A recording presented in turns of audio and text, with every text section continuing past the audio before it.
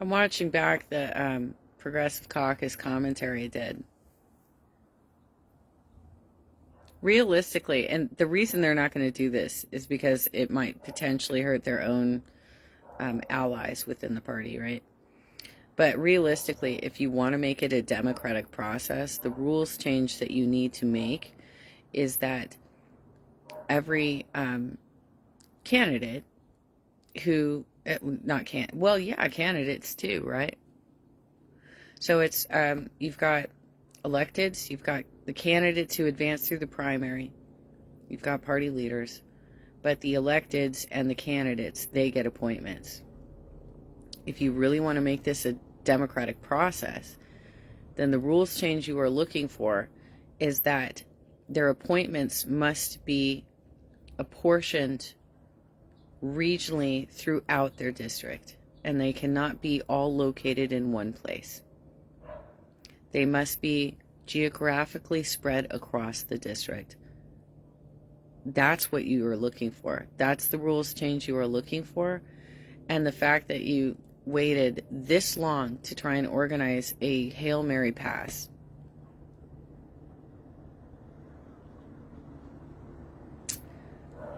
I mean, I don't even know what to say about this, but I'm trying to get myself up and ready to go walk blocks again. And y'all just focus on smear campaigns and performative bullshit. And you're not really using your noodles, thinking strategy. That would potentially hurt our candidates too, but it would mostly hurt their candidates. If they had to geographically distribute their appointments throughout their district, rather than stacking them in a single district, like a lower district or something, but they had to be representative of the entire district. And you guys do the same bullshit, let's be real. A month before that election, Amr pushed through some eyebrow-raising changes, adding seats to the Progressive Caucus board and 3 appointments. And he did this on the basis that it would make the board more diverse. But then, okay, so the South Vice Chair position was split into 2 seats so that there would be greater representation of the Southland. That's like everything from the grapevine, basically, I think, all the way down to the Mexican border. The 2 people that they ran on their slate live 20 minutes away from each other, roughly. One's in Long Beach, one's up near Inglewood or Carson or something.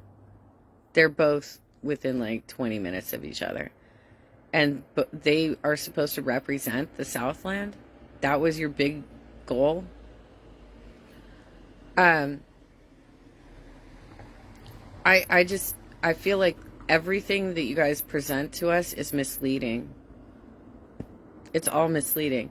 And your entire goal is to filibuster and just be disruptive without any real strategy of how you're going to get things done. The fact that Brandon Harami legit admitted that he's the one who smeared Shahid Buttar in the chat that night. Wow, Brandon. I mean, you're supposed to be a leader in the progressive movement, not only on the Progressive Caucus, but also with our revolution. And yet, rather than have side conversations, as a leader, like, you're not supposed to be a commentator. You're not supposed to be the one who's criticizing the candidates. You should be having side conversations and saying, hey, you know what? Maybe you shouldn't be doing a demonstration with the convo couch and code pink in front of what you think is Nancy Pelosi's house, and she doesn't even fucking live there. That's the sort of stuff that you should be saying. But instead, what did you guys eat through? Like some sort of like Me Too hit against him? Was that you as well? because I remember that coming up too, and it wasn't a real thing. There were some actual real criticisms against his campaign, but not serious enough to actually be a deal breaker. The criticisms I heard was that he was a bit of a control freak and that he really wanted to do things the way he wanted to do things. That's not so much of a criticism, that's a personality flaw. That doesn't mean he's incapable of getting the job done.